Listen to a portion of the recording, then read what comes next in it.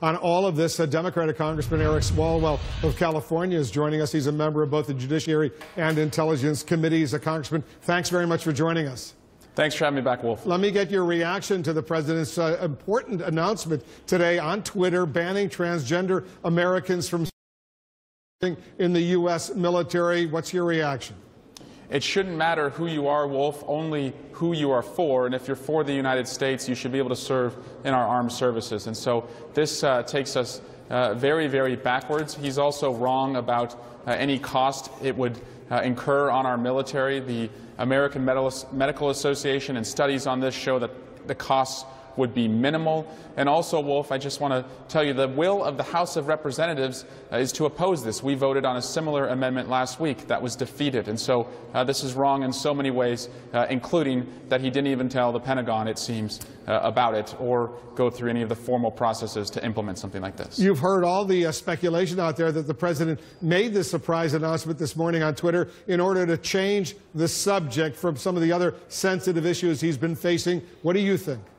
Well, that's a very reckless way to govern. There are many important decisions that he has to make right now, including what we do about North Korea, which you mentioned in your opening, as well as how do we get people back to work in this country. He went to an audience last night of thousands of people who are counting on him to deliver better skills, better jobs, and a better future, and I don't see any of that. So this is quite a reckless way to lead our country. Let's talk about some other important issues. The president once again today attacking the Attorney General of the United States, Jeff Sessions, again on Twitter. If President Trump were to fire the Attorney General, what impact would that have on the investigation currently being conducted by your committee? Well, I support President Trump firing Attorney General Sessions, not for the misguided reasons that he wants to fire him, though. So I think because he was not forthcoming with the Senate and because he was involved with James Comey's firing, he can't lead the Department of Justice. Now, what this would trigger, though, would be the Senate would have to confirm a new Attorney General. And I think this is an opportunity for Republicans and Democrats to unite, act as a co-equal branch of government, and some checks and reins on this president. Do you believe that firing Sessions would signal the president's intent to also fire the special counsel, Robert Mueller? I don't know, Wolf. Honestly, I don't want to speculate, without any evidence of that. I believe that for different reasons, Attorney General Sessions should go. And also, Donald Trump wants him gone because Sessions won't go after his political opponents and because he took himself out of the Russia investigation. So again, that shows you the intent of Donald Trump with respect to the Russia investigation. The president also attacked the acting FBI director, Andrew McCabe, falsely alleging some financial contributions from McCabe's wife, who was running for office in Virginia directly from Hillary Clinton. He received funding. She received some funding, I should say, from the governor, Terry McAuliffe, the Democratic governor of Virginia, not from Hillary Clinton. He's already fired the previous FBI director, James Comey. Do you worry that the president is also now trying to purge the highest levels of American law enforcement? He's being a bully, but law enforcement officers in our country, FBI agents, they're not going to be bullied. It's very destructive for morale to really make those false allegations about the FBI acting director right now. But, Wolf, I know that the men and women who serve our country from the street to the agent level, they're not going to be bullied by this president. It's bad. It's a bad look for America right now. Congressman Swalwell, there's more we need to discuss. There's new information coming into the Situation Room. We'll take a quick break. We'll resume our coverage right after this. He's one of President Trump's top advisors, now a central figure in congressional Russia investigations. Let's get details. Jared Kushner's interview with the House Intelligence Committee with a key member of that panel, Democratic Congressman Eric Swalwell of California. Congressman, you had a chance to question Jared Kushner yesterday at length, along with the rest of the House Intelligence Committee. The top Democrat on your panel, Adam Schiff, says the interview was productive, his word productive. How would you characterize Kushner's testimony?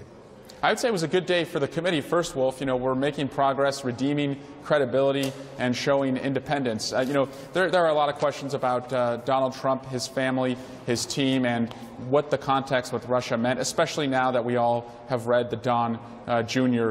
email. So we made progress on that. Was he forthcoming, do you believe? Was he honest? Wolf, I made a promise that I won't characterize any witness's testimony until we issue the report. But we asked a lot of questions. He answered a lot of questions, and we'll put it all into context with other witness testimony and documents, hopefully soon. I think he was there for about 3 hours, so I assume he answered a lot of questions. In his statement, written statement to the congressional committees released on Monday, as you know, Congressman Jared Kushner had this to say about last summer's meeting at Trump Tower in New York, in which members of the Trump campaign were promised damaging information on Hillary Clinton from the Russian government. Let me put it up on the screen. No part of the meeting I attended included anything about the campaign. There was no follow-up to the meeting that I am aware of. I do not recall how many people were there or their names, and I have no knowledge of any documents being offered or accepted. Do you have any reason to doubt Kushner's claim that there was no follow-up to that meeting at Trump Tower? Well, Wolf, what I will tell you we are seeking to understand is, does it make sense that he did not read an email that set up that meeting whose subject line was Clinton, Russia, private, and confidential, that he didn't read anything on that email about the Russians offering information to help the Trump campaign. But the email that he said in that same statement he did read on October 30th, 10 days before the election, was a spam-like email about candidate Trump's tax returns, and he claims that that's the email that he read and that he turned over to the government. So the question here is, does it make sense with respect to all the other evidence that we have right now? And that's what we're seeking to understand, Wolf. Do you believe that Jared Kushner needs to come back, answer more follow-up questions? Yes. Yes, 3 hours was certainly just kind of the tip of the iceberg. We still are waiting for documents to be produced, and certainly other witnesses are providing testimony that will raise more and more questions. So, yes, he told us he will. I'll take him at his word and look forward to seeing him again. Congressman Eric Swalwell, thanks so much for joining us. Of course, my pleasure. Coming up, we'll have more on the breaking political news. How long can the White House dodge questions about the impact of President Trump's tweets? Plus, an alarming new warning about how rapidly Kim Jong-un's nuclear missile program is making progress.